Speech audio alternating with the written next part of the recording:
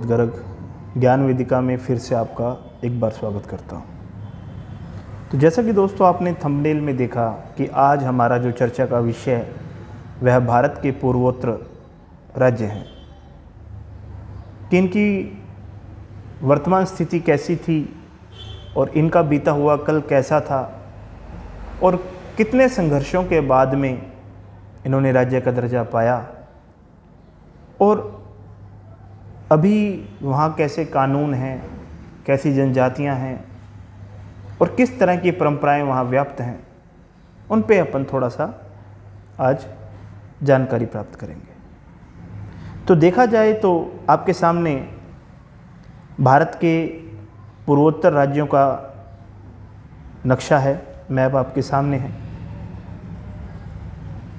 तो इसमें देश के 8 छोटे छोटे राज्य जो हैं वो सम्मिलित हैं। इन 8 राज्यों को मिलाकर हम ये कहते हैं कि यह जो हिस्सा है यह भारत का पूर्वोत्तर हिस्सा है। अगर इस हिस्से की बात की जाए तो यहाँ पूरे भारत की लगभग 8% क्षेत्रफल जो है, पूरे भारत का 8% क्षेत्रफल पूर्वोत्तर राज्यों में आता है। और अगर जनसंख्या की बात करें तो पूरे भारत देश की 4% जनसंख्या इस पूर्वोत्तर राज्य में निवास करती है। लेकिन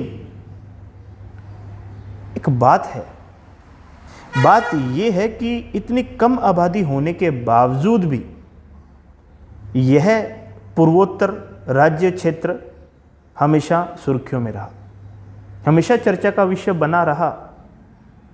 और उसकी इन सुर्खियों में बने रहने की वजह नकारात्मकता, अलगाववाद की भावना, जातीय संघर्ष, पड़ोसी देशों से घुसपैठ और भी कुछ इसके अपने स्थायी समस्याएं हैं जिनकी वजह से ये हमेशा सुर्खियों में रहा।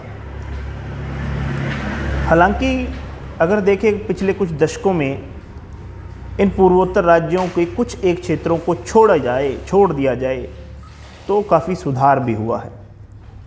सरकार कहती है कि 2013 की अगर तुलना की जाए 2019 से तो अलगाववाद की समस्याओं में 70% तक गिरावट देखने को आई है और इनसे जुड़े हुई मृत्यु या मौतों की संख्या को देखा जाए तो 80% तक गिरावट देखने को मिलती है। जो राज्य थे अगर उनको छोड़ दिया जाए तो बाकी सब क्षेत्रों में एक कानून है, कानून का जिक्र करूंगा जिसको कहते हैं अफसा। इस अफसा कानून को हटा दिया गया है। इसको बताऊंगा मैं आगे, अफसा कानून क्या था इसकी बात अपन करेंगे।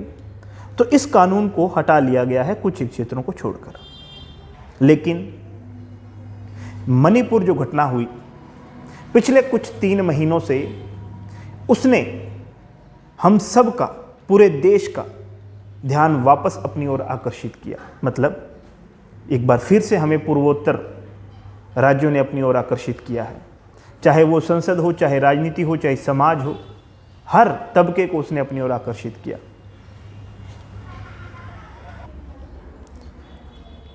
अब बात करते हैं कि यह इलाका इतना महत्वपूर्ण क्यों है, क्या वजह है ये इतना महत्वपूर्ण है। तो अगर मैं इसके थोड़े अतीत में चलूं, अगर आपको इनके अतीत में लेके चलूं मैं, तो वहाँ थोड़ा आपकी चीज़ें और क्लियर होंगी। एक्चुअलिटी में क्या था कि जब देश आज़ाद नहीं था तब आप जानते हैं पाकिस्तान भी नहीं था, पूरा भारत एक अखंड था। आज़ादी से पहले की बात कर रहे हैं।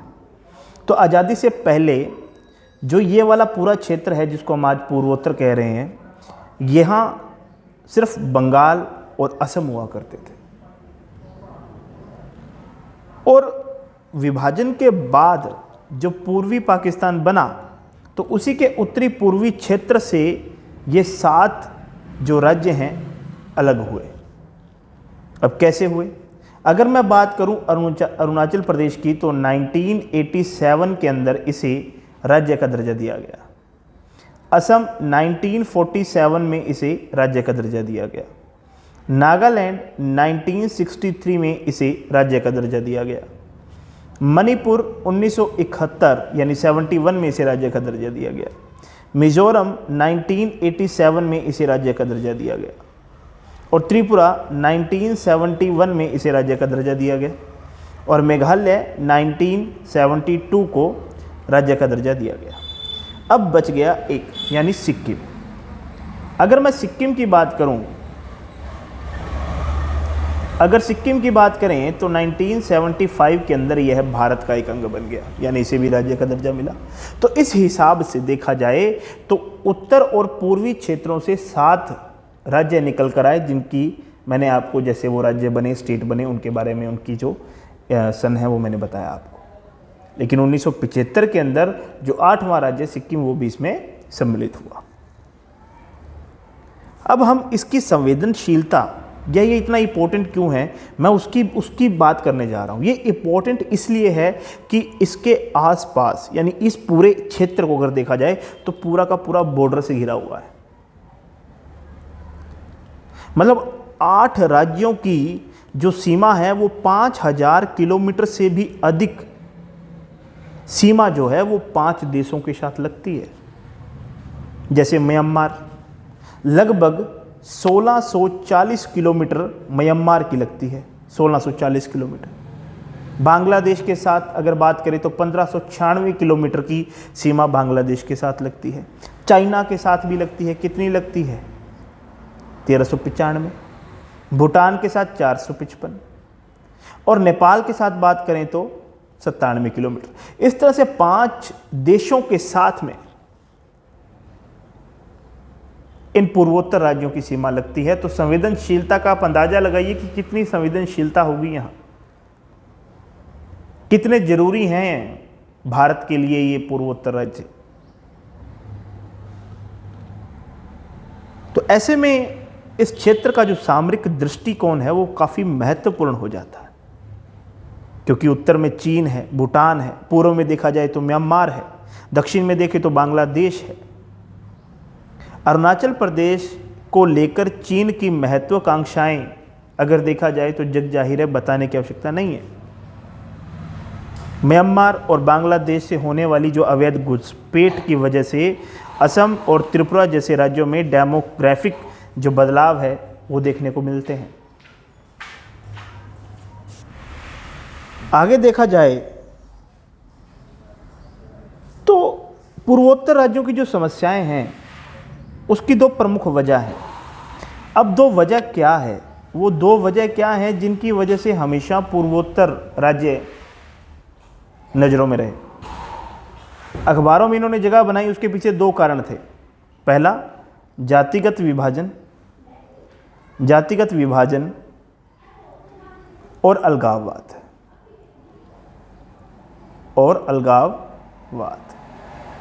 और अगर दूसरा कारण देखा जाए तो दूसरा था विकास की स्वाभाविक बाधा।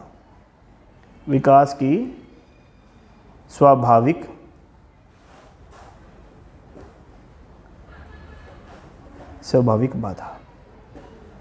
अगर पहले पॉइंट पे अगर बात करें तो पूर्वोत्तर राज्य में कुछ समानताओं के मद्देनजर भले ही इसे 7 बहनों की संज्ञा दी गई हो, लेकिन यहाँ जातिगत विभाजन काफ़ी गहराई तक फैला हुआ है। लगभग 200 से ज़्यादा जनजातीय समूह यहाँ पे निवास करते हैं और इन सभी जनजातियों को अपनी भाषा, बोली, संस्कृति में बहुत विश्वास है और इन समुदायों का अपनी संस्कृति के प्रति काफ़ी लगाव भी है। और इसी लगाव की वजह से इसमें जाति विभाजन और अलगाववाद भी देखा जाता है, क्योंकि ये छोटे छोटे समूहों में जो बट गए, इन्होंने अपने होमलैंडों की जो आकांक्षा की, इससे राज्यों में अलगाववाद और उग्रवाद जैसी समस्याएं पनपने लगी। और अगर दूसरे की बात करें, विकास के स्वाभाविक बाधा की बात करें, तो जैसा कि इसका कुछ भौगोलिक अगर देखा जाए, भौगोलिक फीचर्स इसके अगर देखे जाएं तो हर जगह पहाड़ी ही पहाड़ी है। तो वहाँ बुनियादी संरचनाएं कैसे, उनका निर्माण कैसे करें, काफ़ी खर्चीला है। उसकी संरचना को हमें बदलना पड़ेगा। लगभग प्राकृतिक संरचना के साथ तो हम छेड़छाड़ करना बहुत ही असंभव सा काम है। तो पूर्वोत्तर के प्रति उपेक्षा का जो अभाव है, यहाँ अपेक्षाकृत कम विकास होने की वजह ही इसकी सबसे बड़ी बाधा है। और बुनियादी संरचनाओं के कारण यहाँ का जो किसान है या फिर उत्पादक जो है वो अपने सामान को बाहर भेजना उसके लिए एक बहुत बड़ी समस्या है। ट्रांसपोर्टेशन नहीं हो सकता, पहाड़ी क्षेत्र है। एग्रीकल्चर नहीं हो सकता, पहाड़ी क्षेत्र है। ट्रांसपोर्टेशन, एग्रीकल्चर या फिर हम बात करें औद्योगिकरण, तो ये सब चीज़ें यहाँ पे विकास की कमी को इंगित करती हैं। तो अभी हम जो बात करने वाले थे आगे कि पूर्वोत्तर के प्रमुख जातीय और अलगाववादी समूह के बारे में बात करने वाले थे। तो वो समूह कौन कौन से हैं? तो सबसे पहले नागालैंड में अगर बात करें तो नागालैंड के अंदर एक ग्रुप है जिसको कहते हैं national socialist council of Nagaland, NSCN। 1980 से ये काम कर रहा है और इसका मुख्य जो लक्ष्य है वो है भारत से अलग एक संप्रभु नगालिम का गठन करना। इसके 2 धड़े हैं और दोनों के दोनों जो हैं इनके लीडर अलग अलग हैं। जो फर्स्ट NSCN जो है ये इशाक और मुइवा जो हैं वो चला रहे हैं, और दूसरा जो ग्रुप है वो खापलांग के द्वारा चलाया जा रहा है। इसके बाद में दूसरा जो राज्य है त्रिपुरा, त्रिपुरा में जो कार्यरत है वह NLFT, जिसे national liberation front of Tripura के नाम से भी जाना जाता है। यह एक प्रतिबंधित और भारत सरकार द्वारा घोषित आतंकवादी समूह है और यह अलग त्रिपुरी देश बनाना चाहता है। उसके बाद मणिपुर की बात करें तो मणिपुर के अंदर UNLF के नाम से, यानी यूनाइटेड नेशनल लिबरेशन फ्रंट के नाम से एक समूह कार्यरत है और यह पूर्वोत्तर का सबसे पुराना अलगाववादी संगठन है। इसका मकसद संप्रभु और समाजवादी मणिपुर का गठन करना। इसके ज़्यादातर कैडर्स मेतई समुदाय के लोग हैं। इसके ज़्यादातर, अभी भी आपने देखा होगा कि जो मणिपुर में कांड चल रहा है वो 2 ग्रुप के बीच में हुआ, तो उसमें मेतई लोग जो थे वो ज़्यादा थे, संख्या में ज़्यादा है। 80% मेतई लोग हैं, वहाँ निवास करने वाले 80% तक मेतई हैं। उसके बाद में अरुणाचल प्रदेश में NEFA, ये कम्युनिस्ट विचारधारा से प्रभावित अलगाववादी संगठन है, लेकिन अभी ये इतना प्रभावी नहीं है। इसका अगर बात करूँ तो इसको कहते हैं नॉर्थ ईस्ट फ्रंटियर एजेंसी, इसकी फुल फॉर्म है। और फिर मणिपुर के अंदर एक चलता है कुकी नेशनल आर्मी, यानी कुकी बहुल इलाकों में इसको कुकी प्रदेश बनाने के लिए मांग कर रहा है, बार बार मणिपुर में बना हुआ है। अब इस वीडियो में जो सबसे महत्वपूर्ण बात थी वो था कानून, जिसकी बात कर रहे हैं AFSPA, यानी अफसा। ये क्या है? एक्चुअल में क्या था, अंग्रेज़ों के समय जब अंग्रेज थे तब क्या हुआ कि 1942 का जो भारत छोड़ो आंदोलन था उसे दबाने के लिए अस्पा जो था इसका निर्माण किया गया।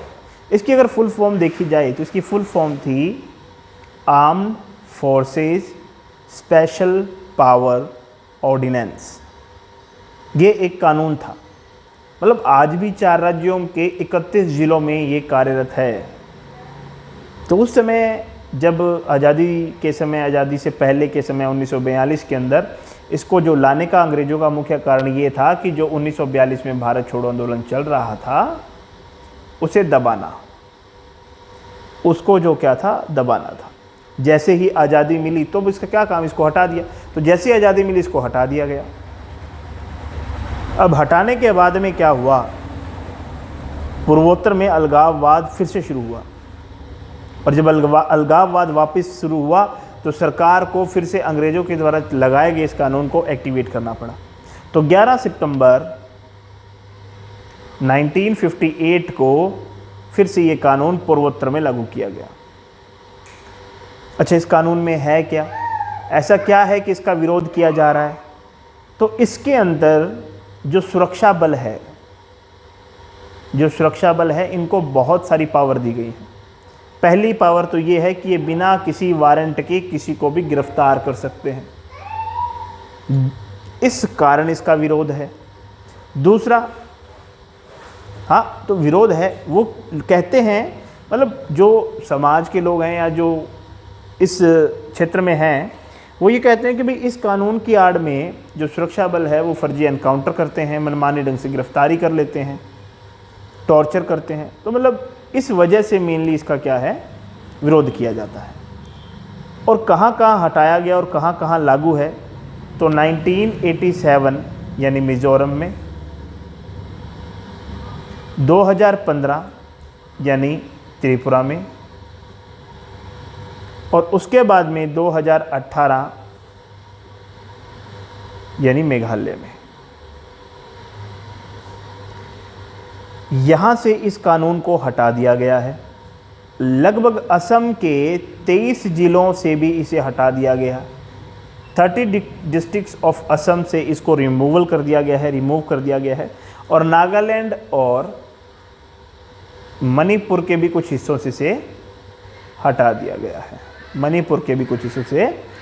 हटाया गया है।